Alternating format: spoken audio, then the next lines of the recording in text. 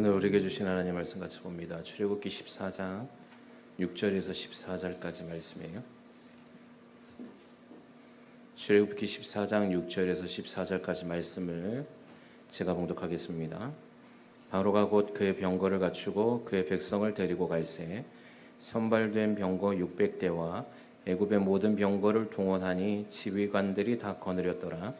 여호와께서 애굽 왕 바로의 마음을 완악하게 하셨으므로 그가 이스라엘 자손의 뒤를 따르니 이스라엘 자손이 담대히 나아갔습니다. 애굽 사람들과 바로의 말들 병거들과 그 마병과 그 군대가 그들의 뒤를 따라 바알스본 맞은편 비하히롯 곁 해변 그들이 장막 침대에 미치니라. 바로가 가까이 올 때에 이스라엘 자손이 눈을 들어 본즉 애굽 사람들이 자기들 뒤에 이른지라. 이스라엘 자손이 심히 두려워하며 여호와께 부르짖고 그들이 또 모세에게 이르되 애굽에 매장지가 없어서 당신이 우리를 이끌어내어 이 광야에서 죽게 하느냐? 어찌하여 당신이 우리를 애굽에서 이끌어내어 우리에게 이같이 하느냐? 우리가 애굽에서 당신에게 이른 말이 이것이 아니냐 이르기를 우리를 내버려두라. 우리가 애굽 사람을 섬길 것이라 하지 아니하더냐? 애굽 사람을 섬기는 것이 광야에서 죽는 것보다 낫겠노라. 모세가 백성에게 이르되 너희는 두려워하지 말고 가만히 서서 여호와께서 오늘 너희를 위하여 행하시는 구원을 보라. 너희가 오늘 본 애굽 사람을 영원히 다시 보지 아니하리라. 여호와께서 너희를 위하여 싸우시리니 너희는 가만히 있을지니라. 아멘. 우리 따라합니다. 침묵해야 하는 이유. 우리가 삶을 살아가면서 우리 언어라는 것을 사용합니다. 그죠? 말을 통하여서 서로 교감하고 교통하고 관계를 만들어 갑니다. 그런데 때로는 오늘 하나님께서 우리가 하나님께 기도할 때도 마찬가지인데 우리가 하나님께 기도할 때도 우리가 우리의 소원들 우리가 또 하나님 앞에 올려드려야 할 그 기도의 제목들을 말을 통하여서 올려드리기도 하죠. 근데 이제 때로는 하나님이 기도를 할 때 하나님께서 역사해 주시거나 응답해 주실 때도 있지만 하나님은 침묵하실 때도 있거든요. 특별히 우리 또한도 마찬가지라는 사실입니다. 우리가 너무나 많은 말들을 하고 살아가는데 그 말을 하면서 실수하는 것들이 너무 많이 있어요. 특별히 하나님께서 하나님의 때에 우리의 삶 안에서 침묵하기를 원하시는 때가 있는데 오늘 이 시간 그것이 무엇인지를 좀 나누고 그 침묵을 통한 은혜와 그 침묵을 통한 하나님의 기적 그리고 하나님께서 베풀어 주시는 그 신실하심이 무엇인지 배워가는 저와 여러분의 삶이 되길 먼저 주님의 이름으로 소망합니다. 특별히 오늘 출애굽기 14장의 내용은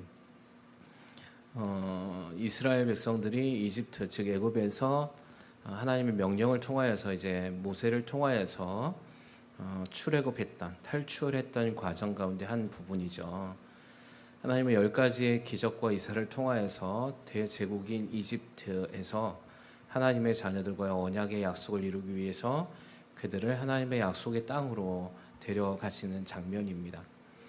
여러분 저와 여러분의 삶 안에서 하나님은 약속을 이루시는 분이심을 믿으시기 바랍니다. 근데 그 과정 가운데서 때로는 우리의 생각과는 다른 방법으로 하나님의 역사를 만들어 갑니다. 그것이 하나님의 시간 안에서 이루어지는 것인데 우리의 생각과 하나님의 뜻과 의견이 맞으면 너무나 좋지만 하나님은 우리의 생각과 우리의 계획대로 움직여 가시지 않는다고 제가 누차 말씀을 드렸거든요. 하나님은 하나님의 방법대로 일하시고 하나님은 인간이 행할 수 있는 그 경계선 안에서 움직이시지 않습니다. 하나님은 인간이 행할 수 없는 불가능의 선 안에서 하나님은 역사하시거든요. 그래야 우리가 이것은 내가 한 것이 아닙니다. 이것은 하나님께서 하신 것입니다. 라고 고백할 수 있거든요. 그래서 하나님의 방법대로 불가능을 가능케 하시는 하나님이심을 보여주시기를 원하십니다. 오늘 14장의 내용도 그런 내용인데 이건 믿지 않는 사람들도 다 알듯이 홍해 바다를 가르고 마른 땅을 걸어가게 하신 하나님의 기적을 보게 하신 것이죠.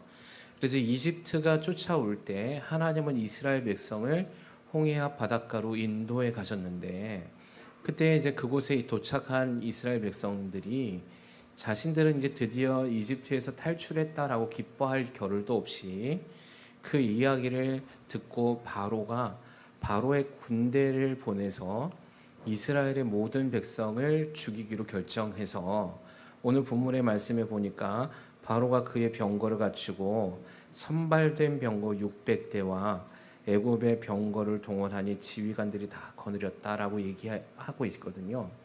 여러분, 병거가 600대. 이 당시의 병거는 지금으로 말하면 전차와 같단 말이죠. 여러분, 전차가 600대면 엄청난 수잖아요. 그러니까 이 이스라엘 백성들이 이걸 보고 두려워했단 말이에요. 그들가 얼마나 두려워했는지 이렇게 얘기하고 있습니다. 오늘 본문의 말씀에 보니까 바로가 가까이 올 때 이스라엘 자손이 눈을 들어 본즉 애굽 사람들이 자기들 뒤에 이른지라 이스라엘 자손이 심히 두려워하여 여호와께 부르짖고라고 기록하고 있어요. 심히 두렵지요. 왜냐하면 자신들이 죽을 것 같거든요. 그럼 모든 사람은 죽음 앞에서 두려워합니다. 그건 예외가 없어요. 한 사람도. 여러분, 아무리 건강하고 잘 나갔던 조폭이라도 여러분 죽음 앞에서는 다 벌벌 떱니다. 이런 간증들 되게 넘쳐나거든요. 그런데 죽음을 두려워하지 않는 사람들이 있어요. 그게 뭐냐면 예수를 믿는 저와 여러분들이라 주님은 말씀하고 계시는 것이죠. 할렐루야. 왜냐하면 육신의 죽음은 우리는 새로운 하나님의 삶의 여정 가운데서의 과정 가운데로 나가는 것이기 때문에 우리는 이 육체적 죽음을 두려워하지 않습니다.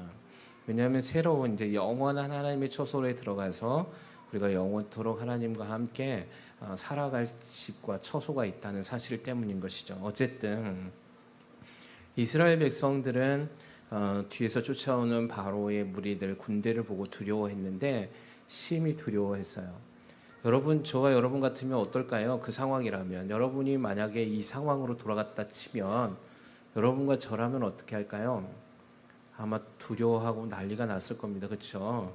물론 우리가 소망을 가지고 지금 우리가 예수를 만나서 하나님 앞에 소망을 가지고 가지만 여러분, 지금 이 당시에 이스라엘에게는 아무것도 주어져 있지 않는 그저 하나님께서 인도해 가시는 과정만 믿고 나아가야 되는 상황이잖아요.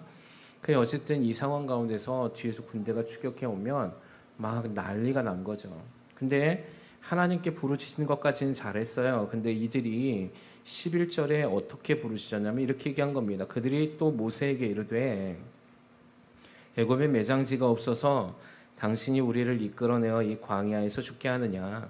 어찌하여 당신이 우리를 애굽에서 이끌어내어 우리에게 이같이 하느냐라고 기록하고 있습니다. 그러면서 뭐라고 얘기하냐면 12절의 말씀에 보니까 우리가 애굽에서 당신에게 이른 말이 이것이 아니냐 이르기를 우리를 내버려두라 우리가 애굽 사람을 섬길 것이라 하지 아니하더냐 애굽 사람을 섬기는 것이 광야에서 죽는 것보다 낫겠노라라고 말하고 있다라는 거죠. 여러분, 이건 하나님을 정면으로 거역한 사건입니다. 하나님은 그들을 건져내시기로 약속해 주셨고 그 아브라함과의 언약을 통하여서 그들을 하나님의 땅 가나안으로 인도해 주시길 원하시는 신실한 하나님의 언약을 지키고 계시는데 그래서 그 과정 가운데 그들에게 이집트라는 대제국 안에서 하나님은 10가지의 기적과 이적을 통하여서 그들이 목도하게 하셨거든요. 그럼에도 불구하고 그들이 지금 홍해 앞에 더 이상 나갈 곳이 없는 앞에는 바다요 뒤에는 애굽의 군대가 쫓아오는 그런 상황 가운데 있을 때 이들은 처절하게 원망하기 시작했다는 거예요. 그냥 원망한 정도가 아니라 하나님의 신실하신 언약을 거역한 거죠. 왜냐하면 그냥 우리가 애굽 사람들을 섬기도록 내버려두라는 거예요. 여러분, 우리의 삶도 똑같거든요. 우리가 보면 우리가 어떤 문제가 생기거나 하면 여러분, 우리가 우리 자신의 믿음을 점검해 보셔야 되는데 그럴 때 우리가 어떤 생각들을 하냐면 이런 끔찍한 생각들을 하는 거예요. 내가 왜 하나님을 믿어서 하나님 안에서 예수 그리스도 안에서 내가 이런 고난과 고초를 당하느냐. 그냥 내가 예수를 믿지 않았더라면 이라는 말들을 할 때가 있더라는 거죠.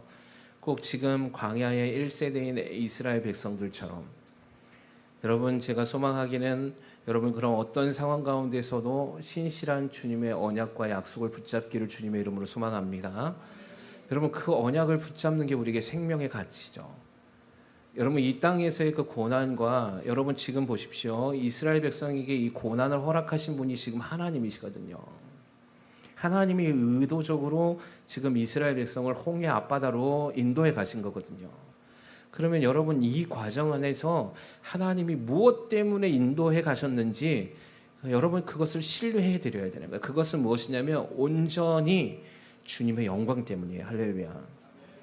때로는 저와 여러분의 삶 안에서 하나님이 허락하시는 고난이 있을 수 있어요.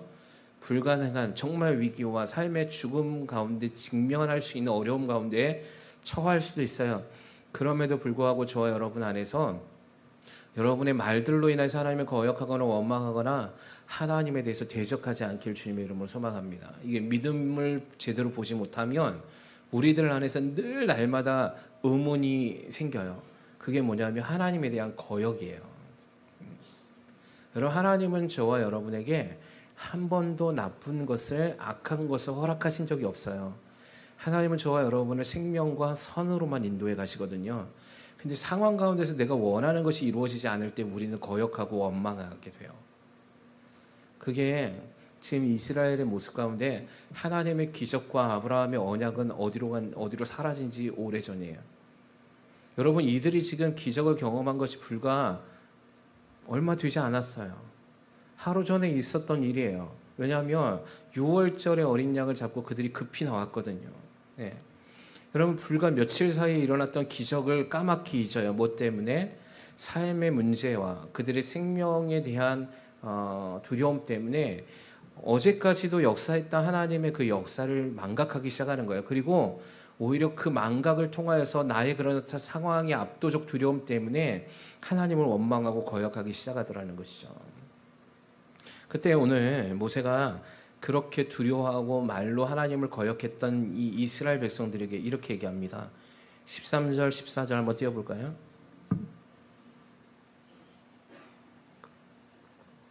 같이 한번 읽어봅니다. 시작.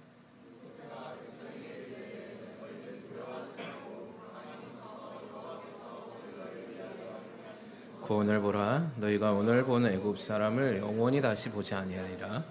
여호와께서 너희를 위하여 싸우시리니 너희는 가만히 있을지니라. 아멘. 모세가 여기서 잠깐만 띄워봐요. 두 번 반복하는 이야기가 있습니다. 뭐죠? 네, 가만히 있으라는 거예요. 자, 됐어요.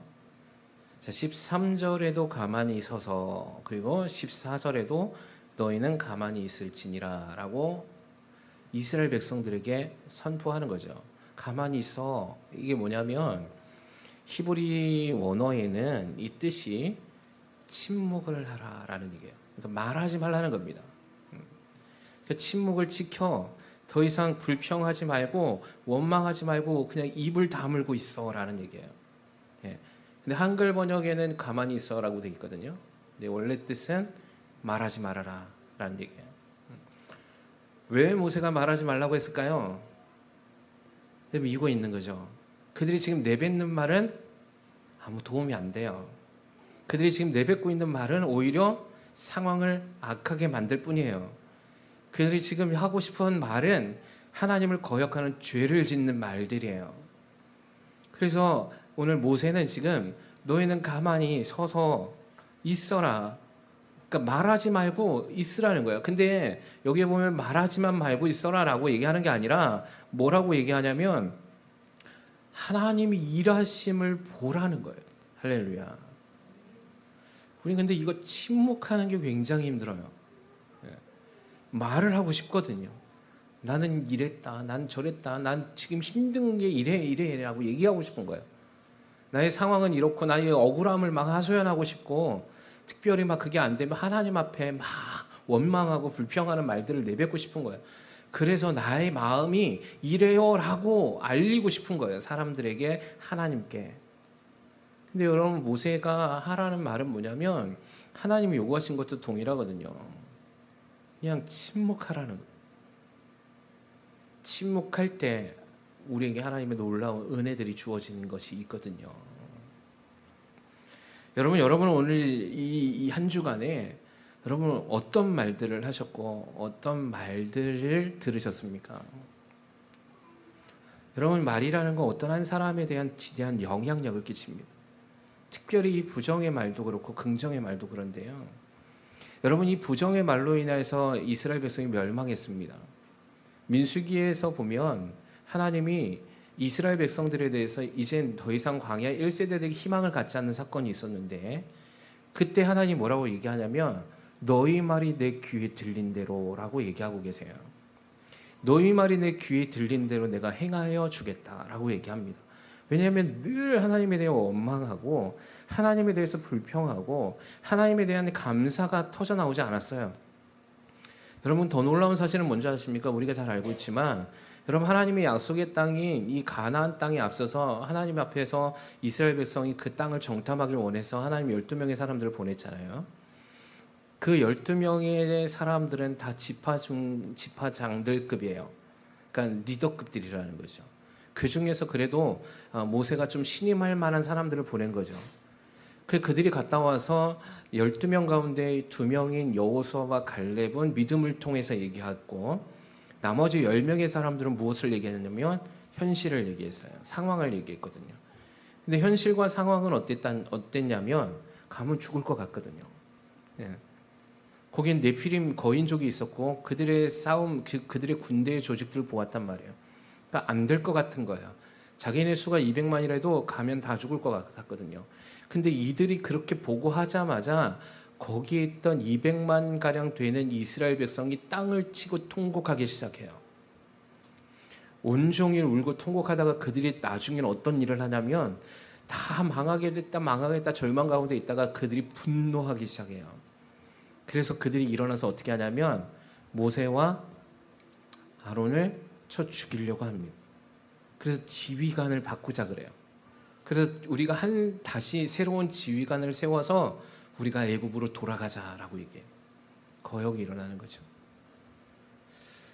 여러분, 이 영향력이 어디서 나왔냐면 그 10사람의 말에서 나온 거예요. 차라리 이들이 무엇을 했으면 더 좋았냐면 아무 말도 하지 않았어야 됐어요. 믿음의 말로 우리가 하나님이 듣고 계시잖아요. 주님이 듣고 계시잖아요. 그래서 그 믿음의 말을 하지 못할 것 같아. 이 입을 다물면 좋은데 그 말들이 믿음의 말이 아닌 그 모든 상황의 절망과 두려움이 원망의 말들이 터져 나오거든요. 이게 악이고 이게 죄예요. 결국 그들은 그들의 말대로 그렇게 돼요. 여러분, 지금 이 시대도 하나님의 법칙은 그대로 가잖아요. 아멘이십니까? 여러분, 심고 거두는 법칙은 하나님이 창조 때부터 지금까지 이루어 놓으신 법칙이에요. 그래서 여러분, 우리가 배웠지만 하나님의 선과 믿음의 말이 심으면 그거에 대한 열매들이 일어날 것이고, 죄성에서도 동일하게 창조적 일들이 일어나기 때문에 우리가 부정의 말들이나 죄의 말들을 심으면 그거에 대한 열매를 거두게 돼 있어요. 근데 왜 우리가 자꾸만 부정과 원망의 말들을 내뱉냐면, 왜 말을 하면 안 되는데 왜 말을 하냐면, 그렇게 하면 누군가 내 마음을 이해해 줄 거라는 잘못된 생각을 갖고 있는 거예요. 그러면서 자기 자신이 지금의 처한 상황을 합리화시키기 위해서 말하려고 해요. 사랑하는 주하는 교회 성도 여러분, 여러분이 침묵하길 주님의 이름으로 소망합니다. 여러분 안에서 상황 가운데서 여러분이 불평하고 원망하는 말들이 내가 한번 단순히 내뱉는 말 때문에 이것은 그냥 한 번에 그냥 내가 내 마음을 그냥 마음 시원하기 위해서 한번 내뱉은 말이지라고 끝날 문제가 아니라는 거죠. 거기에 대한 대가가 있어요. 이게 무서운 거라는 거예요. 근데 반대로 생각하면 그런 말들, 즉 믿음의 말과 선한 말들을 행하면 여러분, 반대로 우리에게는 엄청난 복을 받는 기회가 될 수 있다는 사실이에요. 할렐루야. 그래서 여러분, 오늘 보시면 모세가 홍해 앞에 서 있는 이스라엘 백성들에게 그들이 지금 죽겠다 두려워한다라고 했을 때 그들에게 있어서 믿음의 처방이 뭐냐면 침묵하라는 거예요.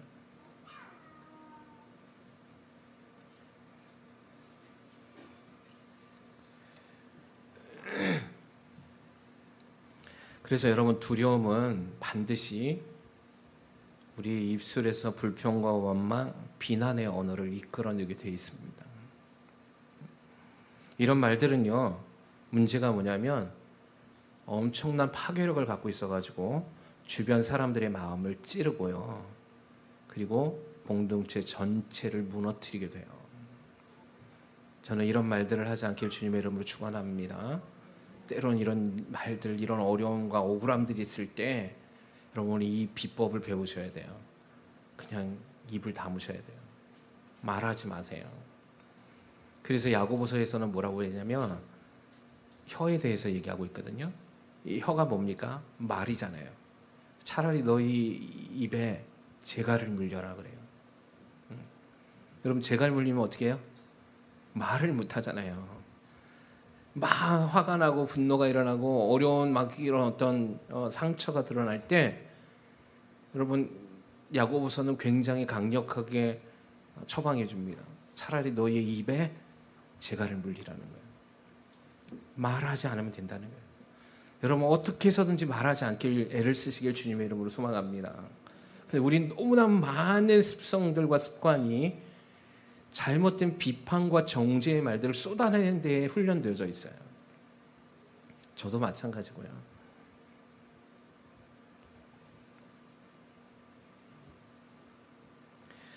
캐나다에서 어떤 한 목사님이 이런 이야기를 전했다고 해요. 사례죠. 군대에서 어떤 휴가를 나온 오빠가 집에 갔는데 여동생이 밥을 계속 먹고 있는 거예요. 그 모습을 보았던 이 오빠가 그 여동생한테 이렇게 얘기한 거예요. 너는 왜 밥을 돼지같이 퍼먹냐? 네. 여러분 그냥 이렇게 한마디 하고 갔어요. 근데 어떤 결과가 있는 줄 아십니까? 이때 이 여자애가 고등학생이었는데 예민한 거였어요. 그때가. 그러니까 어떤 외모에 자꾸 막 신경 쓰고 막 이럴 때 있잖아요. 그날 이후로부터 사람들의 시선을 의식하기 시작합니다. 그리고는 손으로 입을 가리게 되고 더 나아가서 우울증과 무기력감을 가지고 있다가 자살해요. 단지 한 번의 말 때문이었거든요. 여러분 그래서 잠언에 이렇게 얘기하고 있습니다. 잠언 18장 21절에 죽고 사는 것이 혀의 힘에 달려있다라고 얘기하고 있어요. 여러분이 사는 것이 어떤 말을 하는가에 달려있어요. 할렐루야. 여러분이 사는 것과 죽이는 것이 여러분의 말에 달려있다는 것이죠. 저는 우리 교회가 살리는 말들이 넘쳐나길 주님의 이름으로 소망합니다. 생명의 말이 흘러넘치길 주님의 이름으로 소망합니다. 안 된다 안 된다고 하면 안 될 겁니다. 진짜로. 죽겠다 죽겠다 하면 진짜 죽을 겁니다. 근데 우리나라의 전통이 뭡니까? 배불러 죽겠다, 묶여 죽겠다 막 이러잖아요. 미치겠다 막 이러거든요. 여러분 우리가 죽지 않고 사는 게 은혜예요. 예.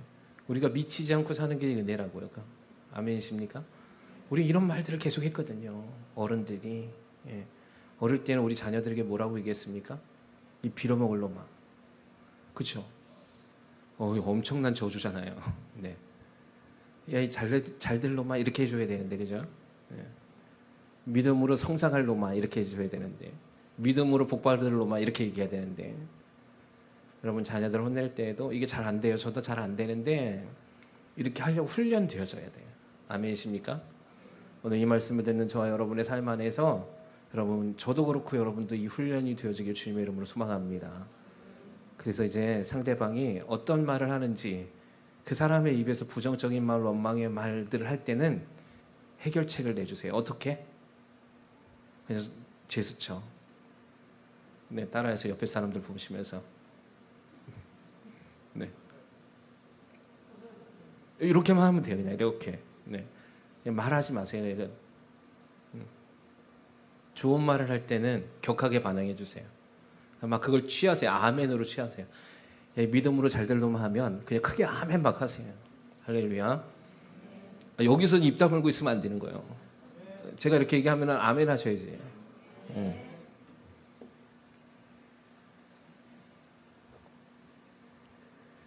결혼 상담 전문가들이 이렇게 조언을 한다고 합니다. 결혼하면 이제 여러 가지 상황들 가운데서 화가 날 때가 있잖아요. 그죠? 왜냐하면 다 각각의 삶이 달랐던 수십 년의 생활을 하다가 결혼을 하면 이제 맞춰가야 되니까 안 맞는 부분이 여러분 자그마한 데서 안 맞잖아요. 그죠? 그럴 때 이렇게 얘기한대요. 분노가 치밀어올 때는 타임아웃을 선언해라. 그게 무슨 말입니까? 말하지 말라는 거예요. 이게 결혼 상담가의 전문가들이 조언해 주는 거래요. 우리 아내들 여성분들이요, 남편이 입 다물고 있다고 나를 무시하냐 이렇게 얘기하지 마시고 타임아웃을 선포하고 있는 걸로 생각하셔야 돼요. 그때는 그냥 말을 하지 마세요. 분노가 분노를 만들어내고 분노가 감당할 수 없는 일들을 만들어내거든요. 그냥 조용히 있으면 돼요. 그때는 이걸 삭히는 거예요. 분노를. 그리고 죄를 범하지 않는 거거든요. 그러면 우리 여성분들 가가지고 남편들이 막 이렇게 하고 있으면 막 옆구리를 찔러대면서 이러고 와, 여기 앞에 앉아봐. 왜 말하지 않는 거야? 막 이렇게 추궁하지 말고 좀 시간을 좀 줬으면 좋겠어요. 남편들도 마찬가지입니다. 아내들이 힘들어할 때 막 화가 나 있을 때 말을 하지 않고 있으면 막 거기다가 대고 막 부채질하지 않길 바랍니다.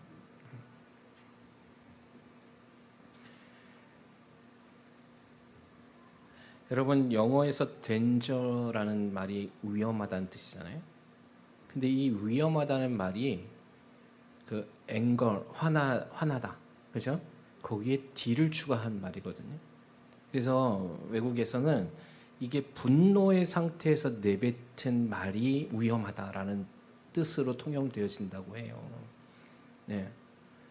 여러분, 우리가 화가 났을 때 말 한마디가 위험한 거예요. 아멘이십니까? 그래서 차라리 오늘 말씀처럼 우리가 침묵하는 법을 배웠으면 좋겠습니다. 그러면 그 침묵할 때 우리에게 어떤 유익이 오느냐? 자, 우리가 그걸 두 가지를 좀 얘기할 건데요. 여러분, 침묵하는 건 무기력한 것이 아닙니다. 아멘이십니까? 침묵한 건 오히려 강한 것이에요. 우리가 그런 어떤 죄성에 대해서 우리가 저항하는 거예요. 사실은. 그래서 그 침묵을 할 때 우리에게 유익이 오는 게 뭐냐면 오늘 본문의 말씀에 보니까 침묵할 때 하나님의 역사를 경험하게 해요. 할렐루야. 따라하세요. 하나님의 역사를 경험하게 합니다. 네. 모세가 그들에게 침묵하기만 하길 원하는 게 아니었어요. 그때 하나님이 역사하실 것들이 준비되어져 있거든요. 하나님은 저와 여러분에게 불가능한 일들을 이끌어 가실 때가 있어요. 그때 우리가 생각하지 못하는 일, 내가 계획해 본 적이 없는 일로 인해 당황하고 두려워할 때 원망과 부정의 말들, 비판과 정죄의 말이 나올 때 여러분 스탑하세요. 그러면 하나님의 기적을 경험할 수 있습니다. 할렐루야. 하나님은 그곳으로 인도해 가신 이유가 무엇이냐면 하나님의 기적을 통하여서 하나님은 이집트에게 이스라엘 백성에게 영광을 나타내 주길 원하셨어요. 홍해 바다가 갈라질 거는 이집트의 군대들도 바로도 알 수 없었어요. 왜냐하면 그것은 있을 수 없는 일이거든요. 인간의 생각으로는 일어날 수 없는 일이잖아요. 바다가 갈라진다. 여러분 생각해 본 적 있습니까? 없어요.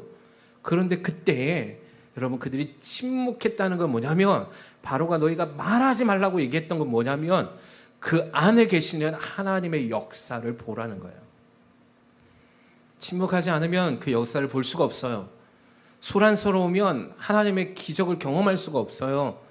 제가 저번 시간에 하나님의 시간 안으로 들어갈 때 우리가 뭘 해야 된다 그랬습니까? 우리의 소란스러움과 분주한 일들을 멈추라 그랬거든요. 여러분 우리가 소란스럽게 떠들 때 하나님의 역사가 집중되지 않아요. 우리의 그 상황 가운데서 나를 항변하고 나를 합리화시키려고 하는 그 소란스러움과 수다들이 하나님의 음성을 못 듣게 한다는 거예요. 그걸 멈출 때 하나님의 기적을 경험하게 되는 것이죠. 여러분 우리 주변에 하나님의 역사들이 굉장히 많이 일어나거든요. 근데 여러분 제가 경험한 바로는 그때 모두가 다 침묵했을 때예요. 제가 하나님의 음성을 들었을 때 침묵하고 있었을 때거든요. 그렇다고 아무것도 하는 게 아니에요. 아무것도 안 하고 멍 때리고 있으라는 얘기가 아니에요. 내가 하고 싶은 말들을 멈추고 내 상황 가운데 그런 억울함들을 좀 내려놓고 말을 멈추고 주님께 집중할 때 하나님의 음성을 들어요. 할렐루야. 여러분 이게 믿음의 비결이에요. 생각에 사로잡혀 있지 않게 주님의 이름을 소망합니다. 생각은 꼬리에 꼬리를 물고요. 안 좋은 것들을 만들어내거든요. 여러분 상황이 안 좋을 때 우리는 안 좋은 생각들을 계속해서 부풀리게 되어 있어요. 그때 전환하시는 거예요. 뭘로? 말하지 않고 주님께 집중하는 거예요. 그때 하나님이 말씀해 주시거든요. 또 하나 침묵할 때 우리에게 유익이 되는 게 뭐냐면 부정과 원망으로 더럽혀지지 않을 수 있다는 거예요. 할렐루야. 죄를 짓지 않을 수 있다는 겁니다.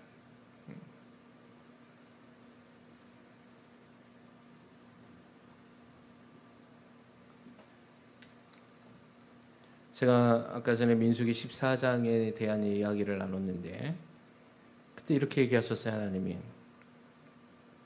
나를 원망하는 이 악한 회중에게 내가 어느 때까지 참으랴. 이스라엘 자손이 나를 향하여 원망하는 바 그 원망하는 말을 내가 들었으니 그들에게 이르기를 여호와의 말씀에 내 삶을 두고 맹세하노라. 너희 말이 내 귀에 들린 대로 내가 너희에게 행하리니 너희 시체가 이 광야에 엎드려질 것이라. 너희 중에서 20세 이상으로 계수된 자 곧 나를 원망한 자 전부가 여분네 아들 갈렙과 눈의 아들 여호수아 외에는 내가 맹세하여 너희에게 살게 하리라 한 땅에 결단코 들어가지 못하리라. 여러분 이게 얼마나 하나님을 분노케 하셨는지 몰라요. 여러분 하나님이 웬만해서 이렇게까지 얘기하지 않거든요. 근데 하나님 뭐라고 얘기하냐면 하나님의 삶을 두고 하나님 스스로가 맹세하신다 그랬어요. 한 사람도 전부 다 멸망시키겠다는 겁니다. 근데 그들이 그렇게 된 원인은 뭐냐면 말이에요. 그래서 여러분 그들이 부정해져 버린 거예요. 하나님의 거룩을 손상시킨 거예요. 그들이 죄로 인하여서 죄가 흉만해져 버린 거예요. 거룩해야 할 이스라엘이 부정해져 버려요. 하나님이 이스라엘 백성을 선택하셨을 때 제가 저번 시간 하나님이 시간을 거룩하게 하셨고 두 번째 뭘 거룩하게 하셨다 그랬죠? 사람을 거룩하게 하셨거든요. 내가 거룩하니 너희도 거룩해라. 이스라엘이 살아야 할 목적은 거룩과 성결이었거든요. 근데 그들이 그 말을 통하여서 거룩을 부정하게 만드는 거예요. 하나님의 거룩의 속성을 부정하게 해요.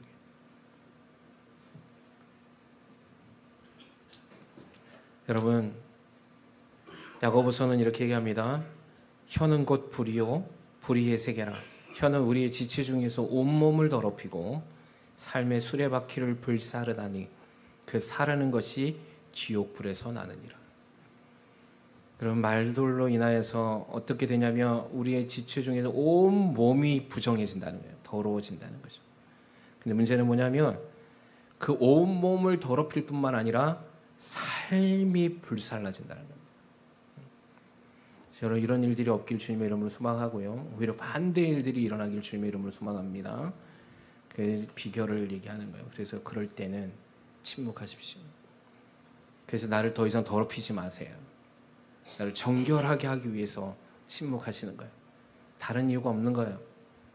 내가 침묵하는 건 내가 저 사람에게 어떤 삶에서 문제가 있을 때, 관계 속에서 문제가 있을 때에 내가 무기력하고 내가 지는 게 아니라 내가 더 거룩을 위해서 승리하기 위한 특단의 조치라는 사실이죠. 그렇게 할 때 하나님의 역사가 우리 가운데 일어나게 될 것입니다. 그리고 우리를 반드시 승리자의 길로 인도해 주시게 되는 것이죠. 사랑하는 취하는 교회 성도 여러분, 오늘 시간 우리 짧지만 하나님께서 우리에게 침묵하게 하시기를 원하는 이유가 무엇인지를 좀 보았습니다. 여러분의 삶 안에서 한 주간 이 일들을 지켜나가게 주님의 이름으로 소망하고요. 여러분 우리의 말들을 멈출 때 하나님의 기적의 역사가 일어남을 소망하시고 그 걸음걸음으로 인도해 주시는 하나님의 그 약속과 신실하신 은혜를 사모하면서 달려나가는 저와 여러분의 삶이 되기를 주님의 이름으로 축원합니다.